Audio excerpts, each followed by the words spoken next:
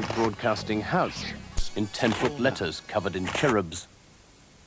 But in 1961, someone here at the television centre had an incredibly subversive idea. Maybe the public wasn't stupid. Why not put them on television and find out?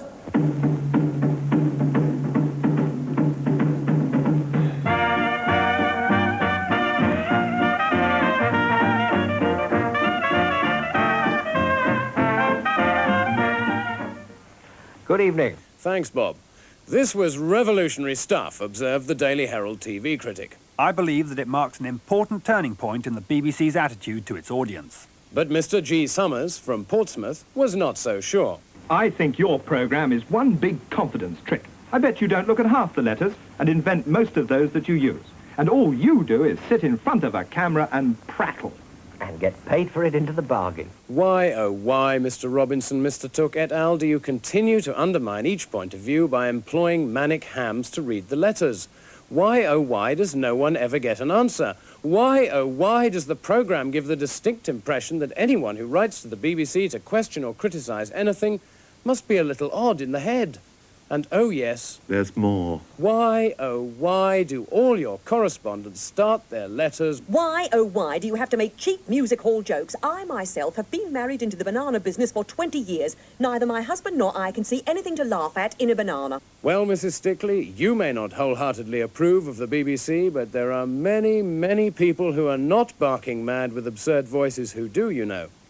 Here's Mr. Rhys-Jones of Suffolk. This week we got a flock of letters concerning the test card. Miss J of Putney says... Well done, the BBC. Another winner. And Mr. Pittman of Camberwell adds... The test card is quite magnificent. It justifies the licence fee on its own. Personally, I think the fee is far too low. I would willingly sell my house and all its contents to help the BBC.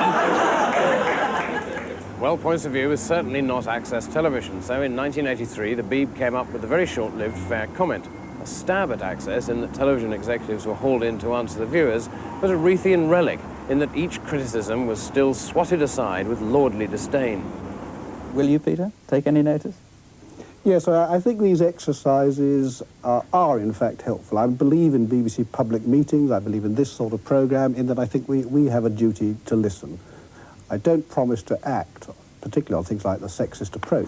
Why not a programme top of the scripts suggests this letter, which is from, I think it's a Mr. Snipe, though I find his signature hard to decipher, from Macclesfield in Cheshire. Why don't you have a top of the scripts where you... Doesn't augur well for his particular script then, does it? Why? You can't read it. The joke is that fair comment looked ludicrously old-fashioned. A year earlier, Channel 4 had been born of the new consensus that the old consensus was dead.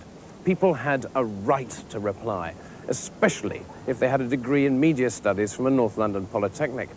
Their platform was the video box, the ultimate in access, that became both a symbol of the channel and a sociological icon of the 1980s.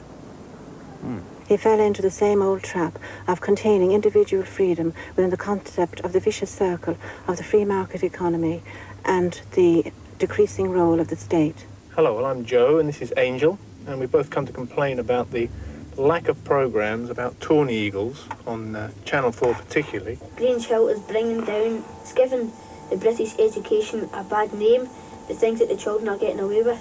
Digon o lefydd am South Wales yn dod drwad bob tro. Wedyn dwi weld o'n very unfair, maybe. The best the BBC could do in response was to rummage feverishly through its legendary postbag again. We've had 2 letters against 1 saying that you are biased in favour of the Conservatives. Twice as many people think that as think that you're biased in favour of Labour. Of course, if you're fed up with writing to the BBC, volunteers are always needed to help jam the BBC switchboard. But have you ever phoned the BBC? Do you know anyone who has? Those who do may find their calls recorded in the duty log, an important confidential document that circulates daily to the corporation's top 300 executives. Now, for the first time, Did You See can reveal some of its contents.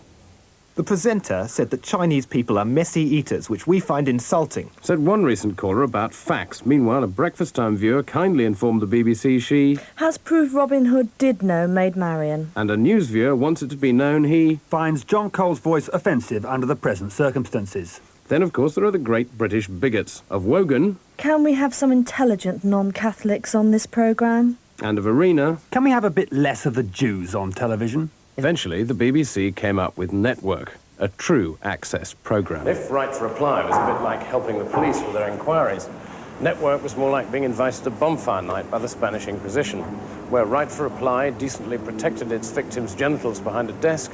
Network hosed them down with golden syrup and pegged them to a swivel chair in the middle of a desert under a large sign saying "Ants Welcome," where Channel 4 generally gave its victims a chance against a single public prosecutor. On Network, there was a huge Jacobin mob baying for a lynching. It's rather like the television equivalent of a cheap tabloid newspaper. Oh, it thank does take everything very lightly. It doesn't go into serious topic, and I think that's exactly why it does work. It's sort of pat on television. And one of the reasons why it works is yourself. Obviously, the PR people have done a wonderful job, built up a wonderful personality, and I think it's got to the point where it doesn't really matter who goes on. It's the Terry Wogan show. The